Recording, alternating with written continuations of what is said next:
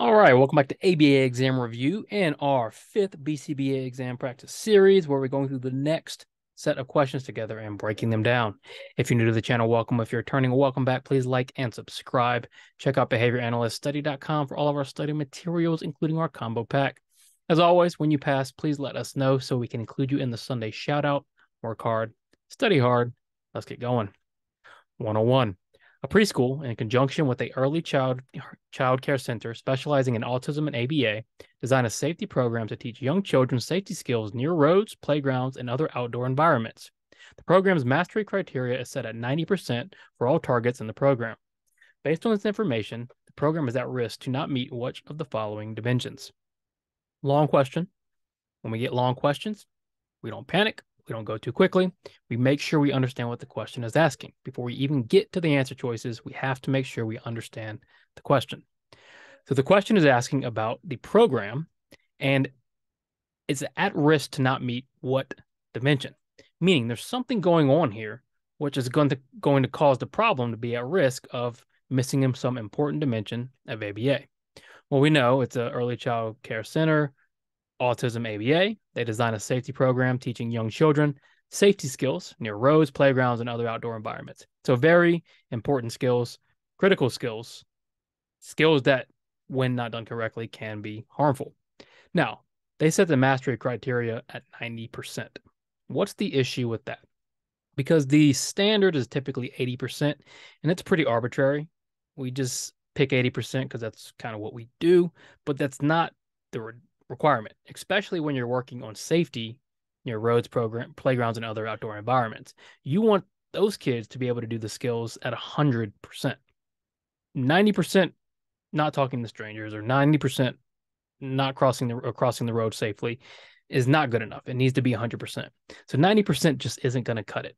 What dimension are we going to violate? A, applied. Well, the goals, the skills seem to be valid, right? Safety skills near roads, playgrounds, and other environments are important. So it does seem like an applied program. B, conceptually systematic. They specialize in autism and ABA. There's no indication they won't be conceptually systematic, so it doesn't seem like they're at a big risk to not follow our concepts. C, effective. If we only set mastery at 90%, the change might not be meaningful enough to be socially valid. Additionally, it might go as far as be dangerous to the kids if they only have to achieve 90% for safety skills. So there's a good chance that the program is at risk to not be effective. And the D, technological, means it can be repeated. Again, there's no indication based on the information given that their program isn't well designed and it isn't technological. The most clear indication is that this might not be an effective way to really master safety skills near roads, playgrounds, and other outdoor environments. So the program is at risk to not meet which of the following dimensions. C, effective. 102, a ballet instructor puts together a routine that she wants her students to copy. When the music starts, she dances for 15 seconds at a time and then pauses. Students then start to dance. One student continuously turns the wrong way and lifts the wrong leg. What aspect of imitation is the student missing? So we're looking at what? We're looking at imitation and the student. Because remember, the ballet instructor is the model. With imitation, you have a model and then you have the imitator. The student in this case is the imitator. So what aspect of imitation is that student missing? Well, we know the student starts to dance, but one student turns the wrong way, lifts the wrong leg. What's wrong here? A, the model is not the primary controlling stimulus. Well, it seems like it is, right? Because the music starts, but the students don't imitate until the model dances and then pauses. So she is the primary controlling stimulus. B, the imitated behavior is not formally similar. Yes, students turning a different way, lifting the wrong leg. There's not formal similarity between these two aspects of behavior. Now, you could argue, well, they're both movements, sure, but in the context of this question, it's not really quite imitation because they're doing it wrong. So B is a better answer than A. C, the imitated behavior is not happening right after the model. Not true. The student is attempting to imitate right after the model. They're just not doing it exactly right. And then D, there's no model in the scenario. Well, the instructor is the model. So the best answer here is the imitated behavior is not formally similar. Even though it's close, it's still not identical. So it's not exactly the best form of imitation. 103, a math teacher designs a new curriculum that he thinks will increase the rate at which his students learn multiplication tables. He implements it for 3 weeks with success. Some of the parents tell him they work at home as well with their kids, and some kids have private tutors.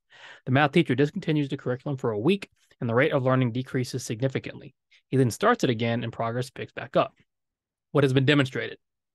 Another long question. We don't rush. We don't jump to the answer choices. We understand the question. So the question wants to know what has been demonstrated. Well, we know this math teacher designed a curriculum that he thinks will increase student learning. He implements it for 3 weeks with success. Great. Parents tell him they work at home with their kids. Some kids have private tutors. We would consider those extraneous variables, potential confounds, because potentially they're interrupting that functional relationship. We need to make sure, or the math teacher needs to make sure that his intervention is what's causing the behavior change, not the homework and not the private tutors. But we don't know that yet. Math teacher then discontinues the curriculum for a week. Learning decreases. Now he starts it again. Progress picks that up. So back up. So essentially, what has he done? Well, he's withdrawn it and reintroduced it. And even when he withdrew it and the kids continued working at home and having private tutors, learning still decreased significantly. But when he started it back again, progress picked back up. What has he shown? A functional relationship has been demonstrated between the curriculum and learning. Yes, this withdrawal design is a really good indicator that his curriculum is the reason the kids are learning better. When he withdrew it, learning decreased significantly, even though these extraneous variables were still present. B, a functional relationship has been demonstrated between outside teaching and learning. No, it's probably the opposite, right? Because once it was only outside teaching, learning decreased. So there does not seem to be a strong functional relationship between those two. C, the confounds are interrupting the curriculum's effectiveness. Again, not true. It doesn't seem to be the case because when withdrawn, learning decreased. And then D, nothing has been demonstrated. Well, functional relationships can't ever really be proved 100%. But this design here is a pretty good indication there's a functional relationship between the curriculum and learning due to this withdrawal design. 104, Leanne and her friend audition to be extras in the upcoming Brad Pitt movie. They get the parts, but every time the director attempts to teach them the different commands they'll be given during the shoot, the girls are focused on Brad Pitt instead. This is best an example of what? This question asks about a very, very little talked about aspect of behavior. It constantly gives trainees and BCBAs studying trouble. Even sometimes I still struggle to get the concept. We just don't talk about it a lot. But it's a very prevalent thing. It's something we should talk about more. So what's happening here? Well, we know Leanne and a friend are extras in this movie. The director is attempting to teach them different commands during the shoot, but the girls are focused on Brad Pitt instead. So they're not learning these commands, right? And instead of learning the commands, they're focusing on Brad Pitt. What is happening? A, masking. And the question is really asking about masking and overshadowing because those two things are kind of joined together. The difference is masking, the response is already known, but another stimulus in the environment is preventing it from occurring. I mean, the most common example is when a kid knows the answer to a question and he doesn't want to answer because his friends are around. That's masking.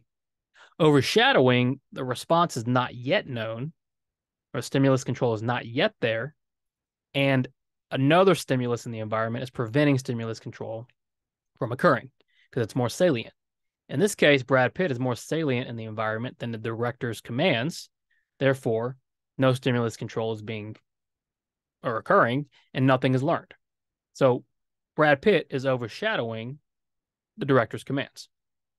Not prompt dependency. We're not talking about prompts, and it's not establishing stimulus control. It's actually the opposite. Brad Pitt is overshadowing the commands. Therefore, stimulus control is not being established. So masking and overshadowing are actually not too complicated. We just rarely use them in everyday language. Masking, again, the response is already known and something is blocking it from occurring. Overshadowing, stimulus control is not being established because there's another stimulus in the environment that's more salient. 105. Jane is a behavior analyst. Her client just went with their family to Disneyland. Family reported that Jane did amazing, but did struggle to wait patiently in line. Family requests that a program be written into the treatment plan targeting waiting in line at Disney. Do you see any potential issues here? Now, this is a case that happens quite frequently, especially after vacations or when families do things they don't normally do. They'll come back with a laundry list of issues. Now, what do we know about that? Well, if it's the first time the kid is doing something, they might struggle with a lot of things. And that goes for any of us. You know, the first time you're in a new city, you might feel overwhelmed. You don't know what to do. You've got to learn these things. So it isn't uncommon. But what they'll say is, well, we need to add all these things to the behavior plan. What's the issue with that? Okay. They want a program where we're going to target waiting in line at Disney. What's the potential issue? A, the frequency of trips to Disney might impact the social validity of this goal. If they're only going to Disney once a year or less than that, are we really going to spend time teaching them to wait in line at Disney? Probably not. There's probably better uses of our time. B, standing in line is not a socially valid goal for a young child. Now, if we're just teaching standing in line in general, that's probably a good use of time, but focusing on Disney is probably not. C, you believe the client might learn this goal too quickly. That would never really be an issue. D, there are no potential issues here. The problem is, if they're not going to Disney a lot, we're not going to spend a lot of time teaching them a skill that they're never going to use. Remember, we want skills we teach to contact natural reinforcement. If they never go to Disney, it's never going to contact reinforcement in Disney. So the frequency of trips to Disney might just impact the social validity of this goal. 106, which of the following scenarios includes the risk of measurement artifacts? Kind of a fluency question. What is a measurement artifact is basically what this question is asking you. And measurement artifacts are a result that, or a piece of data that is a result of how something is measured, and it isn't a good indication of what actually occurred, right? So it's almost like a false set of data, okay, because of the way something was measured. These artifacts point to one thing and they indicate one thing, but it isn't necessarily the accurate thing, okay? So measurement artifacts occur because of how things are measured. So keep that in mind. Which of the following scenarios includes the risk of the measurement artifact? A discontinuous measurement procedure is scheduled during lunchtime to measure a student's time attending to worksheets. Now, why are we measuring attending to worksheets at lunchtime and then going to use a discontinuous measurement procedure on top of that? There's a good chance that data is going to produce artifacts that aren't really indicative of what's actually going on. B, a scale is used to measure how many words per minute a seventh grader can read. The prompt is 100 words long. What if that seventh grader reads 100 words in 30 seconds? Well, the scale is going to say they read 100 words per minute. That scale might produce an artifact. C, a teacher collects 3 30-minute sessions of behavior data over 3 days and then creates a report. Are 3 30-minute sessions of data over 3 days, so an hour and a half of data over 3 days, enough to create a report? Maybe not. There's a chance there's some measurement artifacts in there.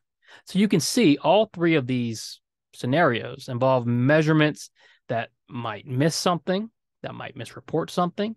They're measuring something wrong. These all have a risk of creating measurement artifacts, indications of things that aren't actually there because of how things were measured. So the answer is going to be D, all the above. Peter is in charge of inspecting toys that are made on an assembly line in a factory. He must ensure that each toy is identical to the next toy. Typically, Peter is very precise with his judgment, but when it gets close to the holiday season and things get busy, Peter's standards change and he becomes less precise. What is likely occurring? What is going on here? Peter's inspecting toys. He now has to make sure they're identical to the next toy. He's very precise, typically, but occasionally he slips up and his standards change. He becomes less precise. Is this reactivity? Well, reactivity is changing your behavior in the presence of another stimulus, typically a person. This isn't reactivity, right? Reactivity is not going on here. B, observer drift. Yes, what you're observing or stating you're observing is changing. And Peter, what he is observing is changing. What he's measuring is changing. What's the difference between observer and treatment drift? Well, treatment drift is how the treatment's being implemented. So Peter's not changing how things are made. He's just changing how he's measuring those things and looking at those things. Observer drift is occurring. Observer drift happens all the time, typically without people even being aware observer drift is happening. And then D, measurement bias. There doesn't seem to be any bias at play.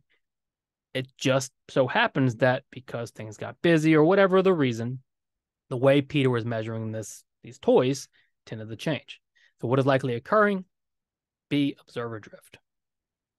108. If researchers' main focus was external validity, what type of replication should they attempt? Well, we've got to know what external validity is first. External validity points to generalization. Can the experiment, can the research, can the findings work outside of the controlled lab environment? And if that's our focus, what type of replication do we need? A, direct replication. Well, with direct replication, we try to keep as many variables constant as possible. So it's not really going to be indicative of a generalized environment if we're directly replicating what we've done before. What we need to do is a systematic replication, where now we're going through and systematically changing things, altering things, and seeing if external validity is in fact present. Of course, you wouldn't want unsystematic replication. That wouldn't make very much sense, because just because it's not direct, you still need to be systematic about it and smart about it. If you're going to focus on external validity, you really want to focus on systematic replication, where you are systematically changing and adjusting things, but in a planned way. A task analysis is conducted for using the slide on the playground. Steps are climb the ladder, sit on your bottom, push yourself onto the slide, move out the way. Client is able to master climbing the ladder in a couple of days, but is struggling with the second step. What would not be conducive to teaching the remaining steps? So what do we know? We know that the task analysis has been conducted.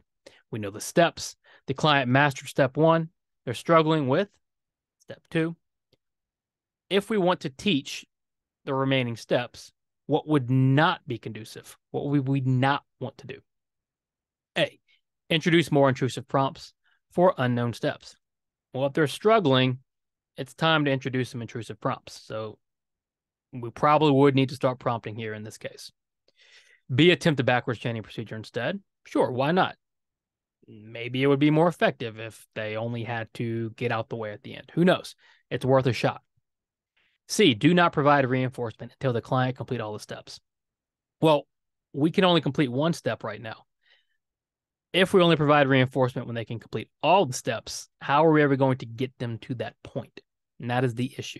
C is not going to be very conducive to teach the remaining steps when they're struggling on step 2 of 4. And then adjust the steps in the chain. That's always an option. If the chain is too hard, if it doesn't make sense for the learner, you can always adjust. Remember, our treatments and interventions should be organic. It should be free-flowing. It should be adaptable.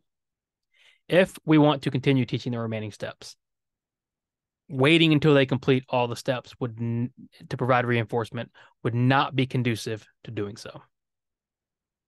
And then 110, after several trials of saying clap your hands and delivering praise for clapping hands, Jason now consistently claps his hands when told, clap your hands. Clap your hands now functions as a what? All right, so what has happened? Well, we started saying clap your hands over and over. When clapping hands occurred, we delivered praise. So clapping hands was reinforced in the presence of the phrase clap your hands.